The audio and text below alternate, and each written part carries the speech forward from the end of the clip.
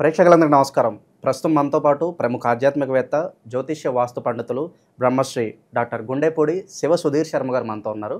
గురుగారితో మాట్లాడేద్దాం. నమస్కారం గురుగారు. శ్రీమాత్రే నమః. శ్రీ గురుభ్యో నమః.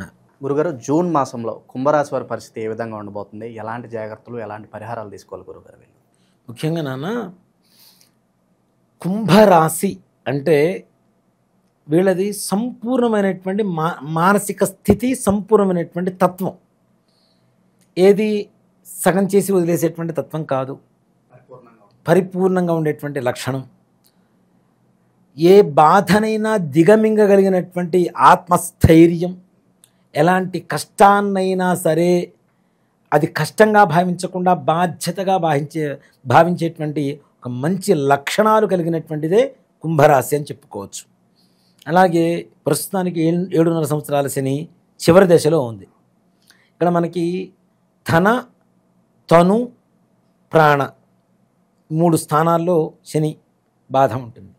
కానీ ఇక్కడ ఏళ్ళనాటి శని అనేటువంటిది ఎంత కష్టతరమో, కుంభరాశి వారికి ఒక గొప్ప వరం కూడా ఉంది నాన్న. ఈ సంవత్సరం గురుగ్రహ సంచారమే పంచమ స్థానంలోకి వస్తుంది. కుంభం, మీనం, మేషం, వృషభం, మిథునం, 5వ రాశి మిథున రాశి అవుతుంది. ఎప్పుడైతే లగ్న, తృతీయ, పంచమ స్థానాల్లో గురుగ్రహ దృష్టి కలుగుతుందో వాళ్ళ సంపూర్ణంగా జీవితం మారిపోయినట్టే లెక్క.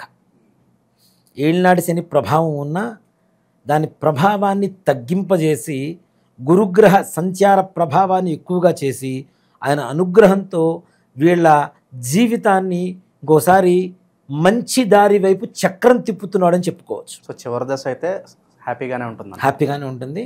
ఓ మాట చెప్పాలి అంటే ప్రతి ఒక్కరికి ఏళ్ళనాటి శని పట్టాలి, గ్యారంటీ పడుతుంది. పట్టిన తర్వాత వదిలితే ఎలా ఉంటుంది అనేటువంటిది ఆ భావన మనకు కరెక్ట్గా తెలుస్తుంది నాన్న. కష్టం తర్వాత వచ్చేటువంటి సుఖానికి విలువ ఎక్కువ. ఇప్పుడు బ్రీత్ తీసుకోలేకపోతున్నావు అంటే ఎంత రిలీఫ్ ఉంటుంది. అలాగే శని పట్టిన తర్వాత ఒకసారి వదిలేయడం అనుకోండి, అసలు దాని ప్రభావం వేరే ఉంటుంది. అందులో పంచమ స్థానంలో ఉన్నటువంటి గురుగ్రహ సంచారం అనేటువంటిది మీనరాశి వాళ్ళకి జూన్ నెలలో సంపూర్ణమైనటువంటి యోగాన్ని కలుగజేయబోతుంది.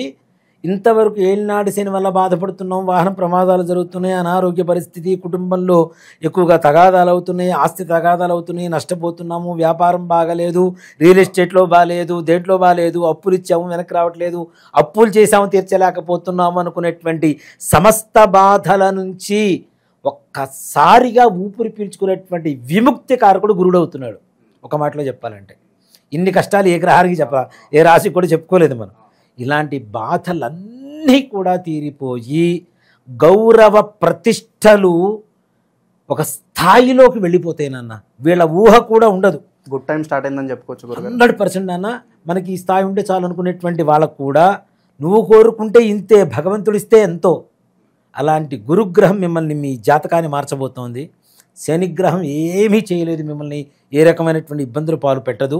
తప్పనిసరిగా గురుగ్రహ సంచారంతో కుంభరాశి వాళ్ళకి విశేషమైనటువంటి ఆర్థిక యోగం, ఆనంద యోగం, కుటుంబ యోగం, ఆరోగ్య యోగం పట్టబోతుందని చెప్పడంలో ఏ మాత్రం కూడా సంశయం లేదు నాన్న.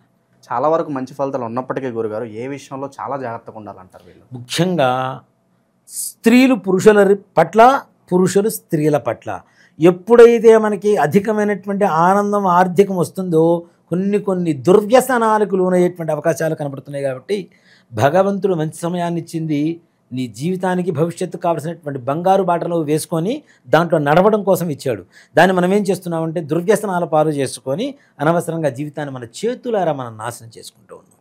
కాబట్టి దయచేసి ఈ యొక్క సమయంలో మనస్సు అచంచలం కాకుండా, అంటే చంచలత్వం లేకుండా అచంచలంగా ఒకటే చోట ఉంచి మనం అనుకున్న పని, ఇన్ని రోజులు బాధపడ్డారు, మంచి మార్గం దొరికింది, మంచి ఒక పులి ఉంది నాన్న, దొరక్క ఒక్కసారి ఆహారం దొరికితే ఎలా తింటుంది పులి?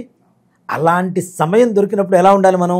కాస్త కరెక్ట్గా ఉండి పనిచేసుకుంటూ వెళ్ళిపోతే అసలు నిస్సంకోచంగా ముందుకు వెళ్ళిపోవచ్చు.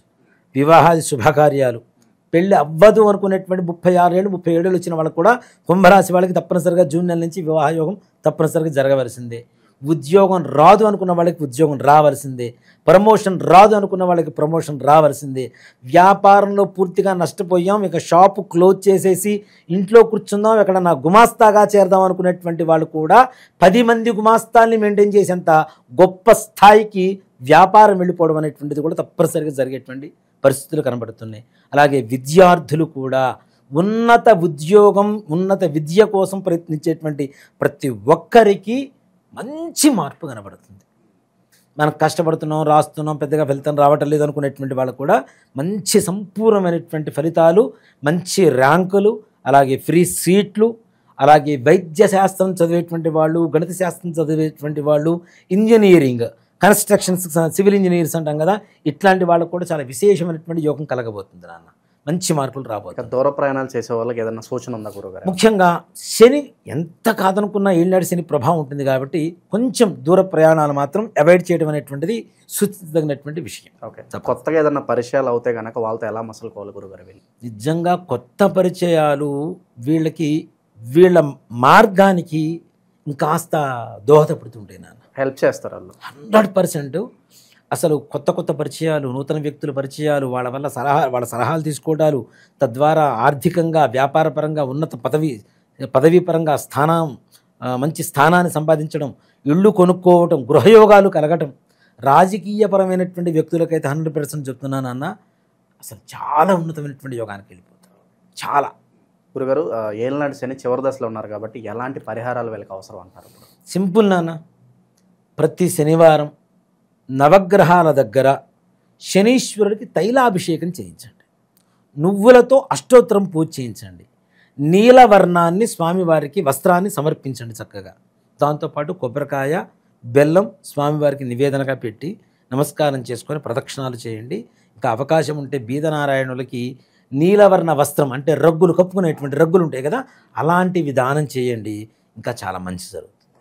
సో పాజిటివిటీ రావడానికి, అనుకున్న పని జరగడానికి ఏదన్నా మంత్రం ఏదన్నా ఉంటుందేమో గురుగారు వీళ్ళకి? అసలు వీళ్ళకి నిజంగానే వీళ్ళ మాటే మంత్రం నాన్న, కుంభరాశి వాళ్ళ మాటే మంత్రం. ఇలాంటి వీళ్ళకి అసలు ఇంకో మంత్రంతో కూడా సంబంధం లేదు. ఇంకా తప్పనిసరిగా బాగా ఉండాలి అనుకున్నప్పుడు చక్కగా శనీశ్వరుడు శ్లోకం ఉంటుంది. నీలాంజన సమాభాసం రవిపుత్రం యమాగ్రజం ఛాయా మార్తాండ సంభూతం తన్నమామి శనీశ్చరం అంటూ ఓం నమ శివాయ అనేటువంటి పంచాక్షరి మంత్రాన్ని జపం చేస్తూ శనీశ్వరుడికి చక్కగా ఈ ధ్యాన శ్లోకాన్ని రోజుకు 19 సార్లు జపం చేసుకొని బయటికి వెళ్ళండి. అనుకున్న పనులు సజావుగా, దిగ్విజయంగా, నిర్మోహమాటంగా, నిస్సంకోచంగా విజయం చేకూరి ఇంటికి వస్తారు. సో జూన్ నెల మొత్తానికి కుంభరాశి వాళ్ళకి మంచి ధైర్యాన్ని కలిగించారు గురుగారు. ఓవరాల్గా ఎలాంటి ఫలితాలు ఉంటాయని మీ మాటలో చాలా బాగా వివరించారు. ధన్యవాదాలు గురుగారు. శ్రీమాత్రే నమః. శ్రీ గురుభ్యో నమః.